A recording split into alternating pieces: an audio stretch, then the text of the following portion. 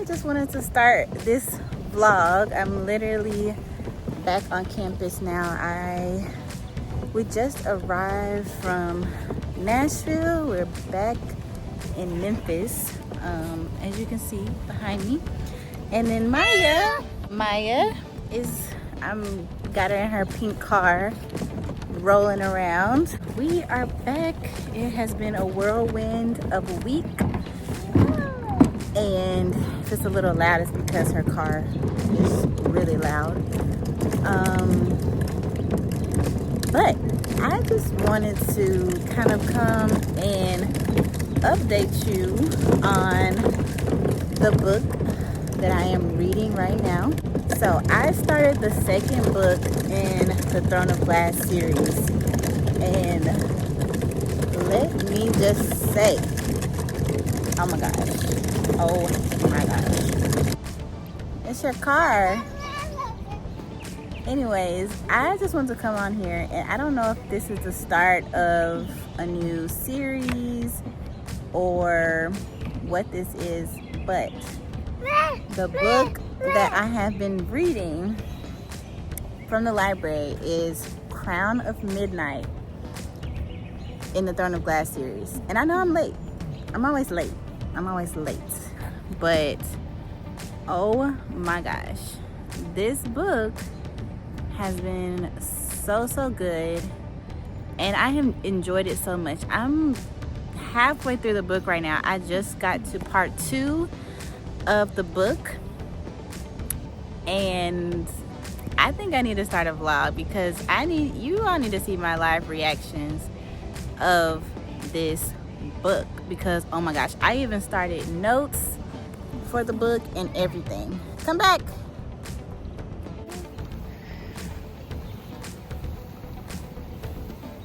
It's time. Well, when I read Throne of Glass, which was last year, I read it on my Kindle because I have not purchased any of the books. Like, I think I bought it on Kindle for like $7 or something. And let me get her in the grass because this is loud. I bought it on Kindle for like $7 and really enjoyed it. So of course the first book was like, ooh, it's getting muddy. Let's get over here. Muddy. But the first book was really good, but similar to this one, similar to the second one, it is very YA, and I can deal with that. Hopefully that the series will get, more adult. And I still can't believe that Selena Sardarthian is only 18 years old. Like, she was 17 in the first book and then 18 in this second book, and she's a full-blown assassin doing the thing. I just can't believe it. And so I am really enjoying it. Really enjoying it. I want to get my live reaction again as I'm reading it, but I'm at the point right now where it's part 2, and where she figures out that Archer has betrayed her, and then Nehemia is gone.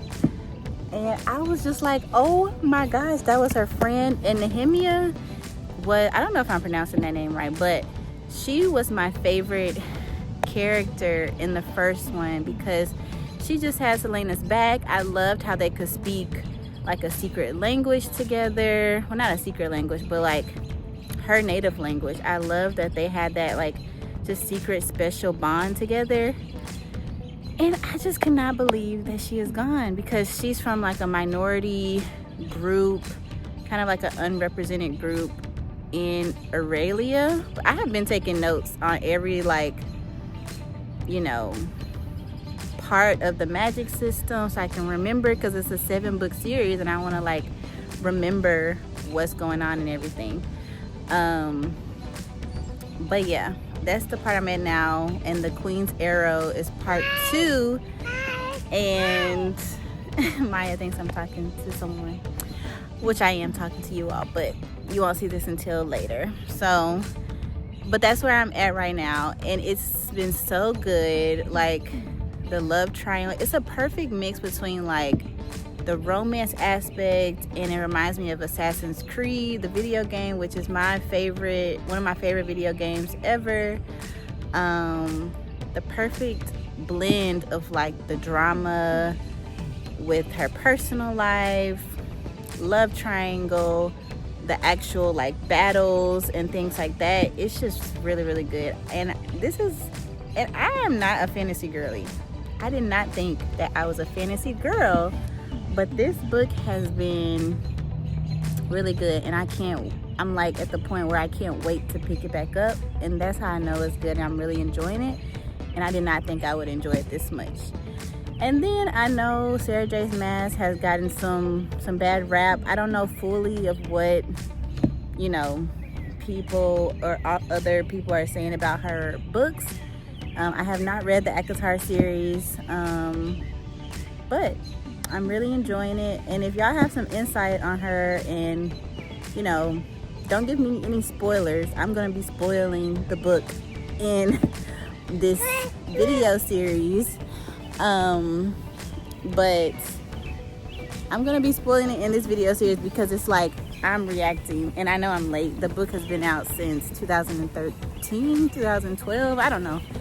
And there's prequels.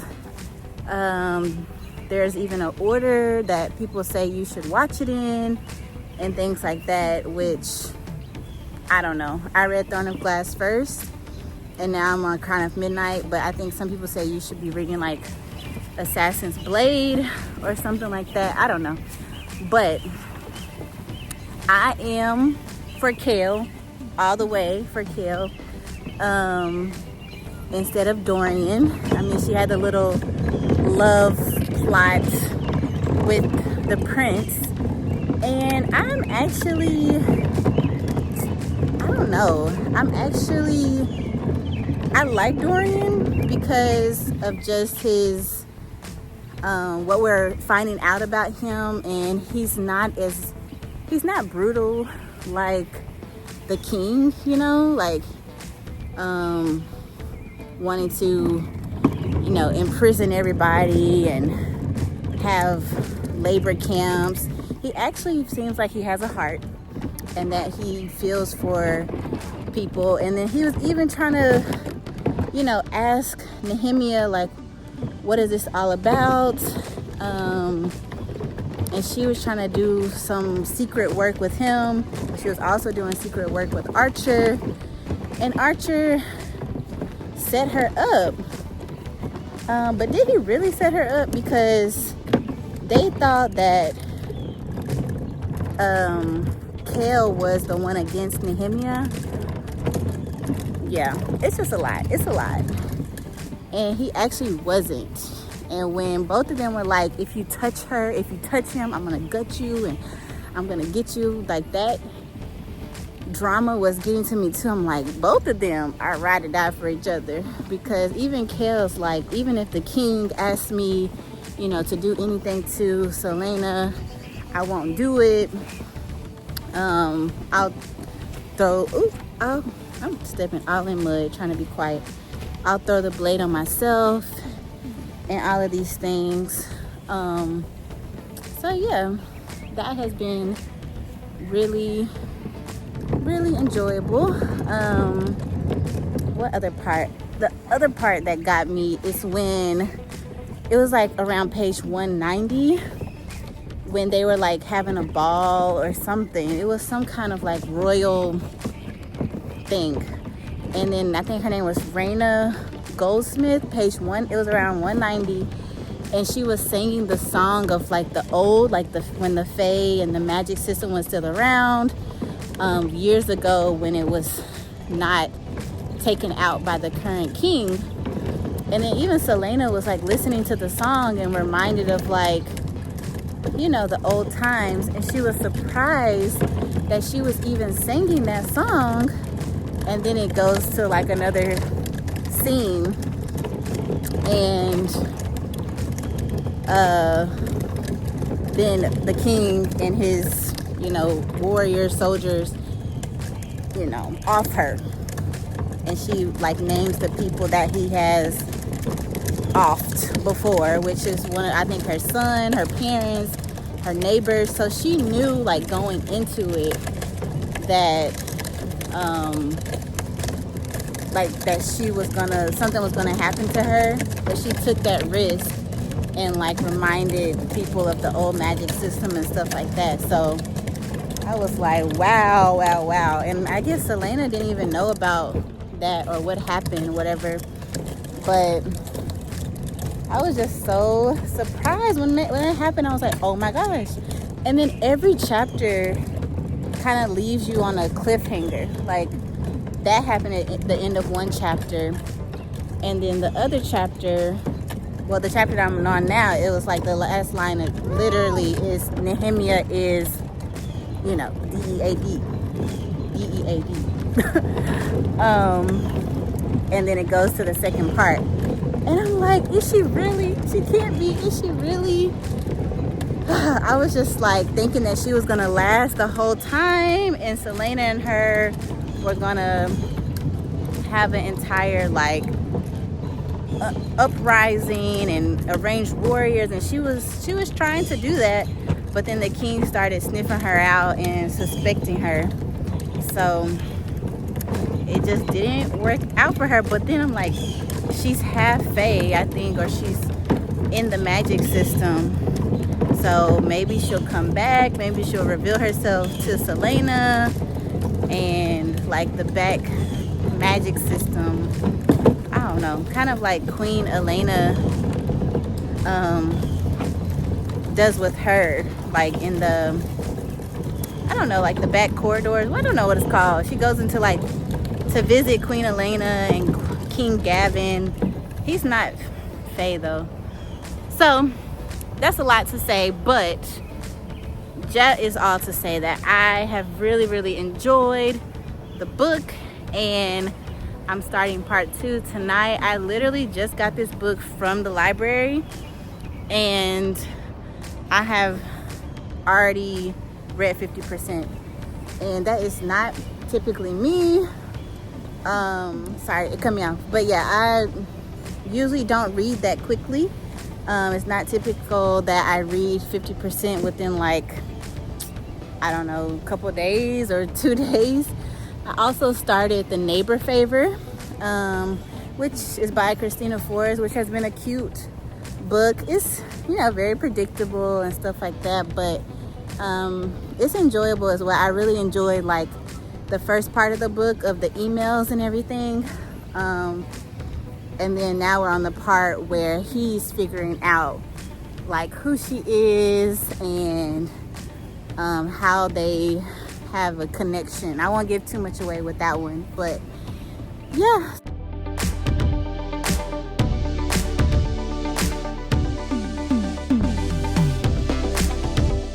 Okay, back again. And Kale is kind of talking to Dorian now. Like Dorian, the prince, is asking him what happened. Like, how did you all get to this point of, Dorian knew something was going on with them. He didn't know everything that was going on with them, but he was saying treat her well, take care of her, and then Kale didn't really respond. Ugh. But I'm like, who do I believe? Because I didn't trust Dorian in the first one because he is literally the prince of a tyrant, like the son of a tyrant, and has to be loyal to the throne, right? I guess. And now Kale is telling him what happened and like Archer's setup and him being kidnapped and taken and everything. And now Kale is the only person alive now that knows that Selena hasn't been doing her duties of an assassin, that she has not been doing what the king has, the king's champion's work. like Nehemia knew she's gone, and Kel can use that against her, and he is the king's guard. So he has so much power, so much authority to know that. He can just literally tell the king right now if he wanted to. So, and then also he knows like the power and ability she has, because she went into that warehouse, the setup where he was kidnapped, to save Kel, to save his butt. And she was getting people left and right, running so fast, being like a little ninja out there, saving him, until the old man says, "Stop! We gotta stop this. Can't get everybody. There's like 30 men here." And he knows that side of her. He knows how capable she is now. Whereas when he was training her and they were dueling against each other, she didn't really show her entire power or ability and skill set. I feel like she had to show that in the tournament in Throne of Glass, the first one, but he saw a different side of her. Like, he saw the innocence and the Selena he knew on like a love level leave, where she went straight assassin mode. And he knows that side of her now, where other people don't know that side of her unless they're from like her past life, like people in the kingdom and the royal family haven't seen that firsthand, but Kel has. And that makes me upset too. That makes me mad, because he shouldn't have seen that side of her. Yeah, like, I don't know, because now he kind of knows and can clock it that, I don't know, I feel like he knows her weaknesses and vulnerabilities too, because he's a soldier and warrior too, like, and he's been training her, so now he can kind of peep what she can do and cannot do, which is not much, because she did the thing for him to save him. Ugh. Anyways, let me keep reading. All right, so my last thoughts before I go take a shower. Literally, Nehemia, like I was saying, was my favorite character, and I really thought that she was gonna be in the series throughout all 7 books. I really did. Maybe I'm naive for thinking that, but I really thought she was gonna be in this book. And now it's doing like a little flashback to Calicola, which is like the region or city in the region where Princess Nehemia is from.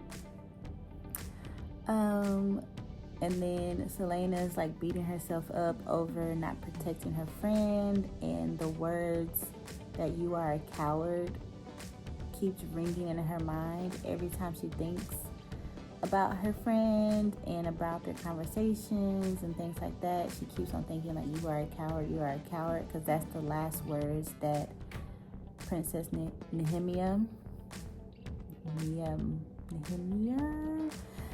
I keep on saying it wrong, I think, but it's an Ethiopian name. That's what my husband said, so shout out to Ethiopia.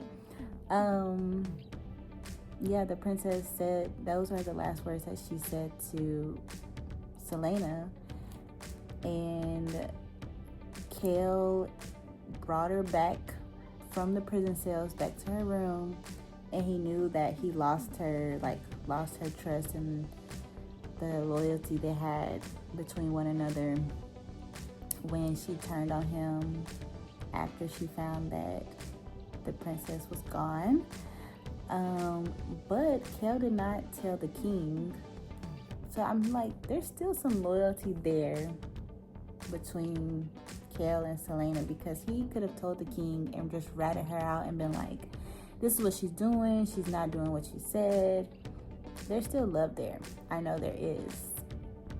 But he also was not completely honest, because he did not tell Selena about, the princess having a hit out on her or people being suspicious of her and things like that. And Princess Nehemia was literally fighting for her country, her region, whatever, and was really trying to get the ins and outs and, form groups to really go against the tyrant king.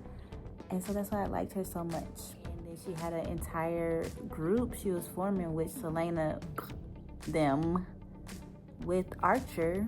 But Archer could have told her, I don't know, I'm just confused with the Archer thing too, because he betrayed her and led her into this warehouse knowing that she would come for him and come for Kale and stuff like that. But I'm like, why didn't Archer just tell her and be completely honest? Because she spared his life as well. As soon as I got home, I immediately started Crown of Midnight. Okay, so this is the old cover, I know, library book. I'll get more into, why I haven't purchased it and stuff later, but right now I am on page 286, and it's just kind of revealing that Princess Nehemia, has been keeping secrets from our girl Celaena. She's been keeping her in the dark about some stuff, not being open about the weird word marks and like the language of the book that she had. Like, she had the same book that Davis had, who she in the ballroom or the royal ball or something like that, I forgot, but our girl Nehemia was not being honest with Celaena, so she's learning more and more of like, she didn't reveal these secrets to me. And even she had been into like the secret passageways, like inside of the castle corridors and stuff, before Celaena. And even in the first book, Nehemia was in there and she cleared out the ride mark and stuff like that, the beast who tried to attack her. And I'm just like, oh my gosh, like, why couldn't she just be more honest about what's going on and like the plot she's trying to do? But I think she just had to build more trust with Celaena.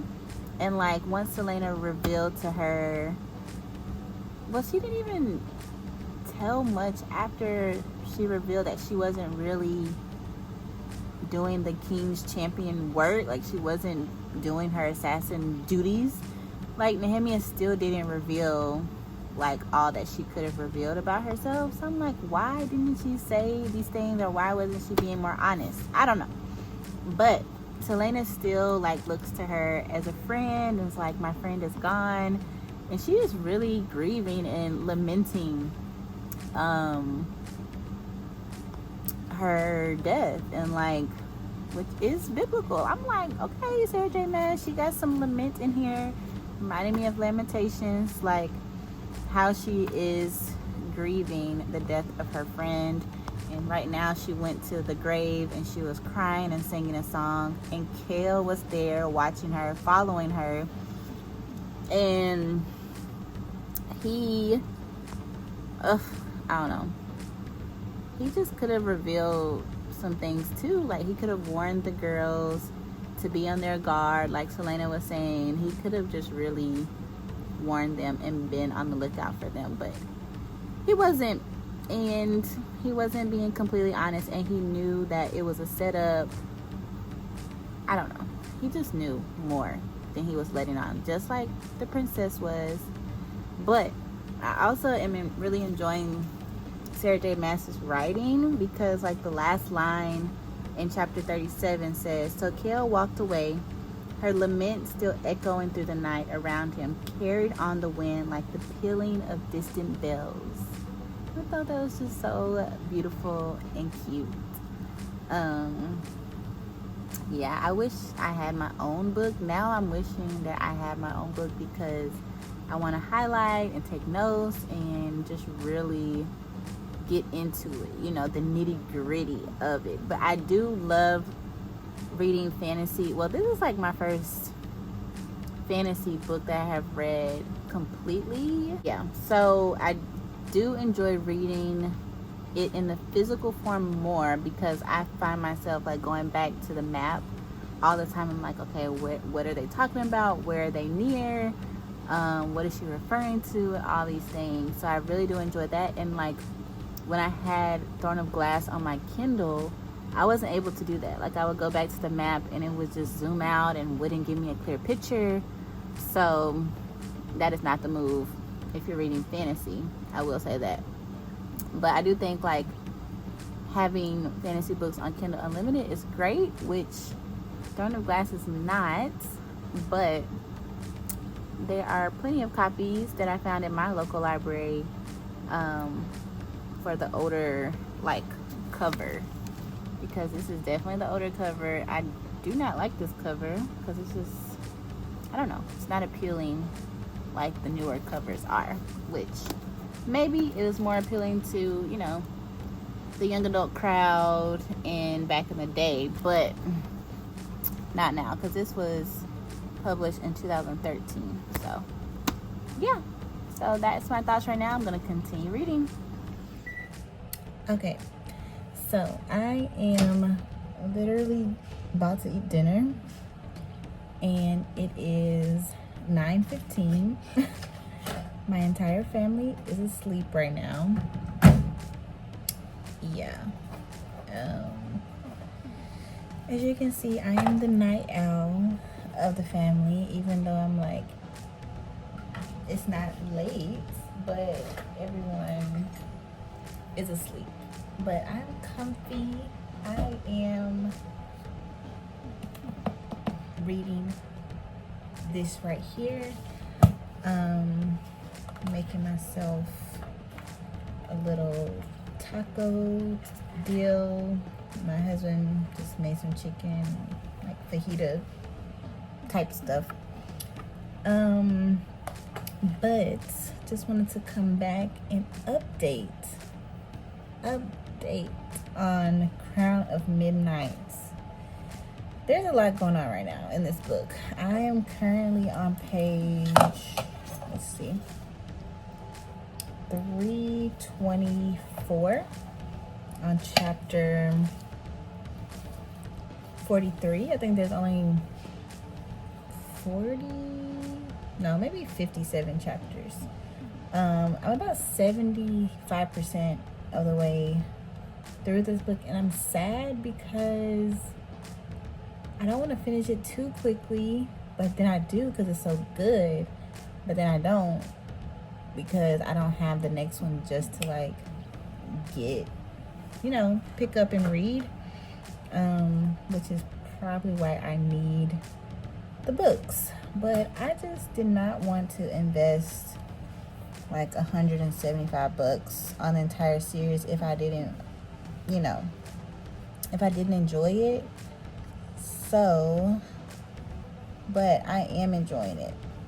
So I'm like, I think I need to go ahead and spend that money on the series so I can highlight, so I can, you know, go back, go back to the previous book and like, okay, they mentioned this name in the first one, or they mentioned this scene or this place in the second one, so I can do that with the book because I'm like really invested right now. I literally have notes of vocabulary, words, people, connections, and everything. That's how invested I am right now in this book. Like, literally. I'm at the part right now where there's literally so much going on. Let me backtrack because I literally have been taking notes. So first thing, Dorian thinks he has magical powers. Dorian thinks that he has a gift, and he is trying to figure out if he does, because the king, his dad, literally banished magic. So if he has this gift, his dad may literally like be gone. You can't have this gift. And he's trying to trace it back through his genealogy, like where did this potentially come from in his bloodline, like who is magic and how did it pass down to him, like does his brother have this gift as well, how does he protect him. So that's one side of Dorian's family line may or may not have magic. So he's exploring that, and he was talking to this like witch lady at a carnival, asking her questions and stuff like that.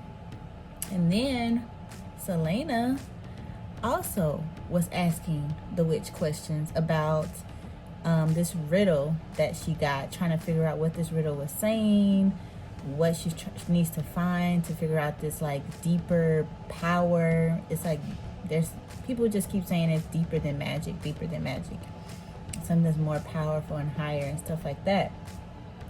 And she's asking the witch, like, what does this mean? And then they get into it. They get to fighting. Like, they are fighting. And Selena offs the witch like an assassin does. And then she goes to like the secret tunnels and she's talking to the door knocker, which is the comic relief in the entire book. The door knocker literally talks. And he's like, well, I hope the witch doesn't come back, because she was seen as a leader and a queen with her tribe and her clan. I hope the other witches don't come for you, basically. And she's like, oh, shoot, I hope not. But that's like, pushed to the side, like, the king, they may come and be wondering where their queen is to the king, and you probably be the first suspect and things like that. So I hope they don't come for you, basically. So that was another side of it. What else? She also found out who set up Nehemia, who set up the princess. Like, she found out Grave is the one who offed her. And he was a competitor in the games, the tournament from Throne of Glass, the first book. And so she already knew that it was him because of the way he, like, did the, kill and stuff. So she knew, and then brought his head back to the king. It was like, you have a traitor amongst you, whatever, because, who was it, Mullison or something? One of the ministers paid Grave to do that to the princess. And the king did not order it. The king did not say they could do that or anything.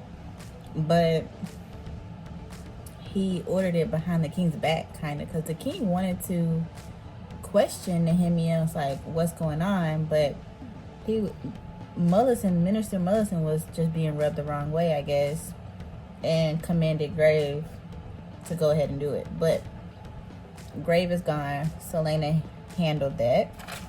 And then I'm at the part right now where Kel, he's hurt, as he should be, because he did my girl wrong, and he was snooping around her room. She wasn't in the room and stuff, and found a document, found some writing, and it's Selena's will.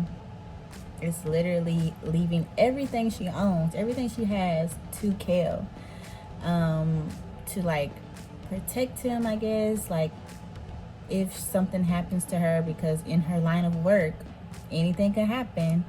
And it's basically leaving everything to him, and he's like shocked, and he starts getting emotional, and she's like, I'm not changing it, but she's like, get out. She's still not budging with trying to talk to him or have a conversation, but she's starting to talk back to Dorian, the prince, which I don't know how I feel about that. Again, I was Team Kale all the way. Literally, as I was saying that, I read the next chapter and Kale betrayed her because of his loyalty to the throne. Like, he is just so loyal to the king and stuff. And then after Selena like admitted to him and told him that she was not actually doing her job of what the king was commanding her to do, that's when I feel like he had more motive to withhold information. And then he thought that Selena was going to join the rebel groups to come against the king. And he's so loyal to the kingdom. And I'm like, why is he so loyal to the kingdom? But that is his livelihood. Like, it makes sense that he's coming from a small town. His dad is a leader in his previous town. I think it's Annaville and something. And Anil. But it's literally his livelihood, and the loyalty of being the captain's guard, the guard or whatever, is his life. And so it makes sense, but I'm like, don't lead Selena on thinking that you're loyal to her as well. Just be like, I can't, have this can't be two-faced, basically. Can't have two frames of mind of like being loyal to the king, but then Selena's blatantly disobeying the king. But I feel like Kale is more loyal at times than Dorian, because Dorian has this tension constantly, like the kingdom or like his own morals. Like, even going back and forth with Nehemia, they were talking before she got killed.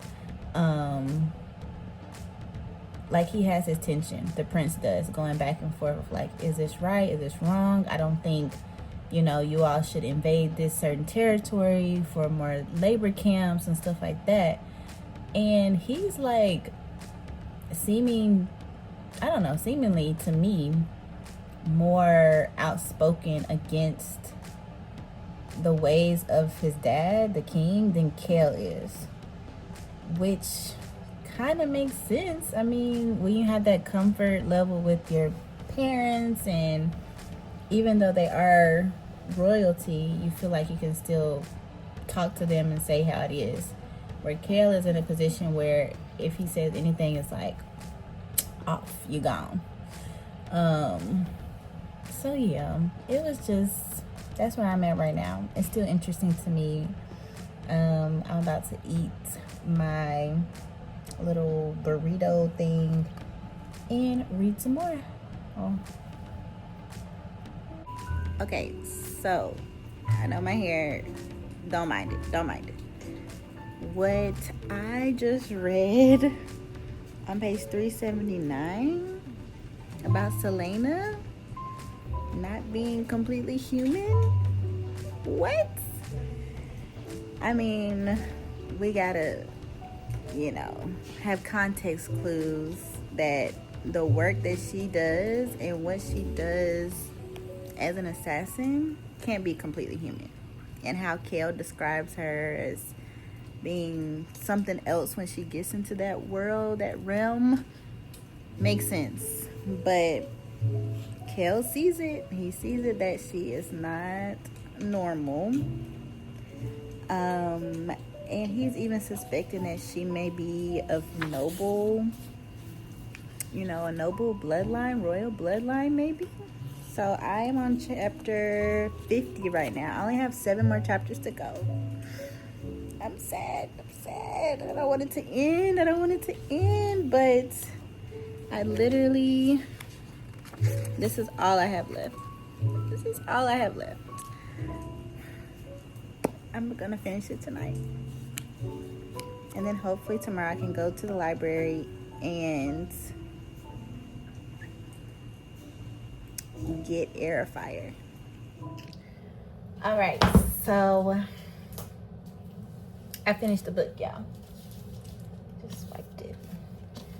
Finished this bad boy right here, Crown of Midnight. Okay, so got to take out my notes because it's a library book. But it was like midnight when I finished it. It is May 1st. I wanted to include it in my April reads, like to read 4 books in April, but I marked it too late on Fable. So it is the first book of May that I read at 12 o'clock in the morning. So many thoughts. I absolutely love this book. 5 stars.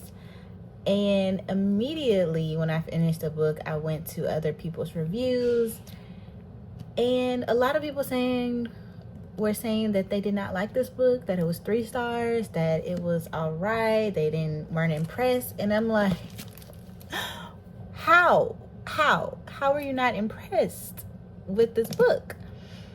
Maybe I'm just jumping the gun because there's more to come. There's better things to come in this book.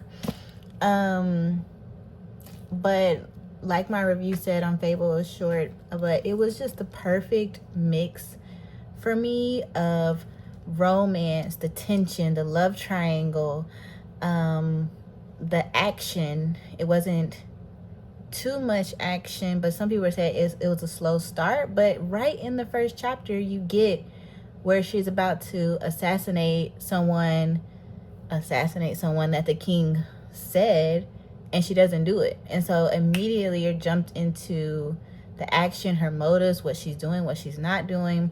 So I don't know what people are talking about. I love this book. It's only the 2nd book that I've read in the series. The 3rd one is Heir of Fire, and I'm really, really excited to read that one. I got this book from a library in Nashville, and we're in Memphis right now, so I have to return it to the Nashville library. And I don't want to get the library book, the next book in Memphis, because we're going to Nashville again this weekend. So I have to wait at least until Saturday or Sunday to get Heir of Fire, to see if someone has Heir of Fire. And that book is like 500, 600 pages. And this one was only like 420-ish. And so I know it's going to be a thick one. It's going to take me a while to get through. Hopefully I'll finish Heir of Fire this month and just take my time. Or maybe I should just buy the series. What should I do, y'all? What should I do? Because I do really want to take notes in the book. Like, I want to be highlighting. I want to be, writing, annotating the book. But I can't do that, of course, in a library book. So I really don't know what to do. I'm so tired in my hair. I'm like, should I do this? Should I do this? Should I do this? Anyways, yeah, so I don't really know what to do with buying the book or just getting it from the library. I feel like I am at the point where I'm invested in the series, so why not make that purchase and get the books? But we're in the process of moving right now, so it is very hectic. All of my books are packed away, so I really only have the option right now to either get a library book, read it on Kindle Unlimited, or purchase a new book and then be hauling more books to Nashville. More updates on our move to Nashville soon, if you're interested. But yes, again, loved the book. Archer, my number 1 enemy. Selena should have offed him when the king told her to, and not giving him that much leeway. He was the mastermind behind this whole book of plotting against Selena and Kale and Nehemia. Like, he literally got my favorite character in the book killed. He made Selena hate Kale for what he did. So he's on my number 1 hit list, even though Selena took care of that. But it just made me so mad. And he was with her as well, like in her past, like with the assassins training and all of that stuff. And I'm like, ugh. Like, she should have just gotten rid of him when she first met him. But then we wouldn't have a book, right? Then we wouldn't have the drama and the reveals and stuff. Dorian. Dorian. He has magic. He's Fae. His father may kill him for that. So that is interesting. That has not been fully developed yet. But Selena knows that he has magic. And she even had to like get his blood to like power her up because she's also Fae and has magic. And she's known this all along because the big reveal at the end that she is not who she says she is. And again, if you don't know, this is a reading vlog for Throne of Glass series, me reading it for the very first time. So I want you to all to join with me in reading this for the first time, because I know it's an old series, it's, you know, older books, and it's kind of like people reading Harry Potter for the first time. Like, just join me in the action and the love, and there will be spoilers because I have to vent to someone and tell you all how I feel about this. So me finding out that Selena was magic, I kind of figured, because I'm like, how is she able to do all of these things? And Kale even noticed, like, how is she, like, she just turns into a different person. I don't really understand the entire magic system, and I think maybe we'll get that more later in the series. But the weird keys and her having to find those, and the king has one, so he has some power as well that he has banished 10 years ago. And then Selena's power doesn't work really in the real world unless she's in another portal, I think. So that I'm not really clear on, but again, it still had me coming back. And I was thinking about this book like, okay, is she gonna pick Kale or Dorian? Is she gonna, you know, take care of Archer? Will Nehemia come back? Because she tried to open the portal in order to talk to Princess Nehemia, and that just opened a lot of problems. And Nehemia was like, don't open this portal again, girl, because you not gonna survive if you open this portal again. And they could barely close the portal back. But yeah, Kale, Dorian, and Selena are all aware and know each other's like powers and stuff. And then Kale had the Kale. He was really my favorite. I was Team Kale over Dorian the whole time. Even the king peeps that Kale is a better prince, you know, than his own son. Just because of the loyalty aspect. I like that Dorian is not such a tyrant and so black and white like his dad, like either this decision or this decision. But Kale's loyalty to the throne is better than Dorian's, honestly. But it gets on my nerves. But I was Team Kale. Like, him and Selena seemed like they could relate more. But not really. Because with Selena being royalty and of the noble line of Terrasen, which is another region in the north, I was like flipping back to the map, like, okay, where is this? Where is that? So that was also very, very fun and heightened my reading experience. But Kale had the great idea to send her off to Wendelin or something.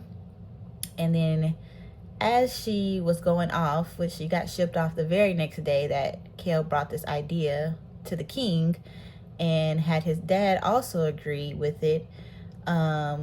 She whispers, she says, she whispers a date to Kale, and then he goes back to her room like, what does this date mean? Searching through the files, nosy. And then he comes to this like writing that reveals that she is not actually Selena. She is Eileen Graugothrian. I don't know. But she is not who she says she is, and she knows this. She knows she's from a royal bloodline, and she's been hiding her powers, her identity this entire time, because she knows that it could be dangerous for her. again, the drama, I love it. It was so good. And Kale also knows this is dangerous. That's why he wants to ship her to Wendelin.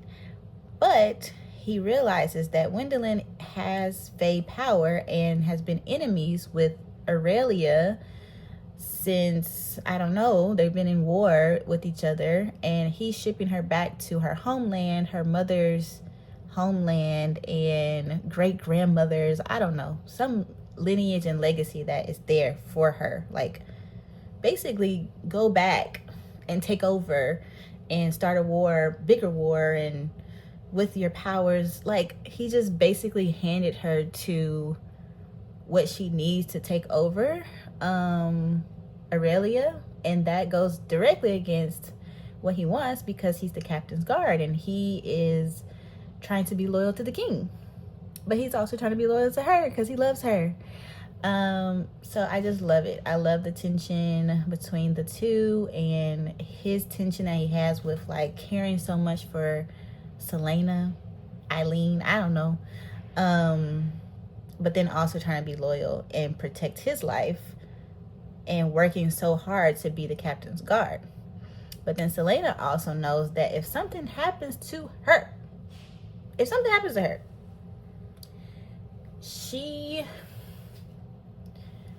Kale will get killed. Basically, the king will get rid of Kale, because I don't know, I don't remember that part in Throne of Glass, like the king making that promise. I feel like I need to go reread Throne of Glass, because I read it a year ago and it was such a big gap between me reading Throne of Glass and then Crown of Midnight, so I forgot some details.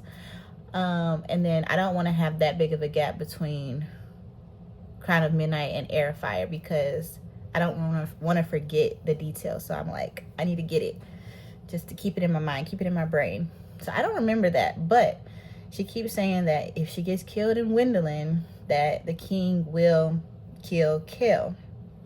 So I'm like, whoa, okay, so nothing can happen to her. But Kale is the one that had the great idea to ship her off, and now that's where the book ends. That she is really the next in line, the heir of Terrasen, and she has these powers. She is from a royal bloodline. Her parents were killed in a battle or something, and that's what Kale was reading, and he's like, oh my gosh, I just sent her to basically take over, but she was supposed to go to Wendelin to kill the king and the sun so Aurelia can be stronger.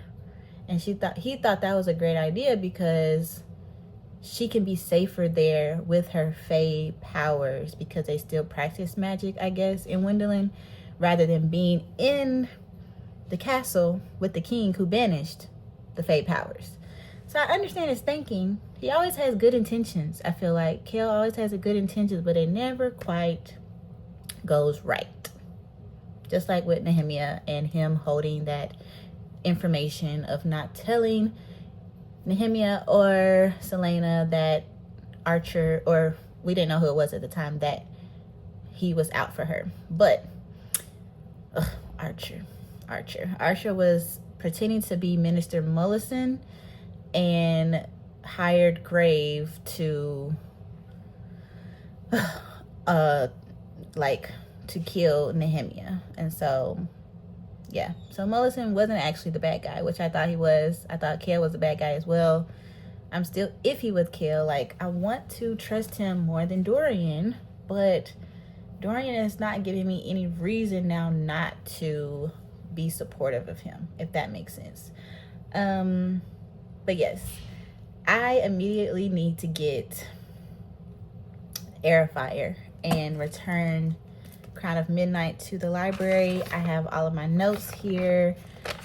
I think I should just go buy the book, because yeah, I think I should, because this is really, really good and I'm really enjoying the series. So come along with me.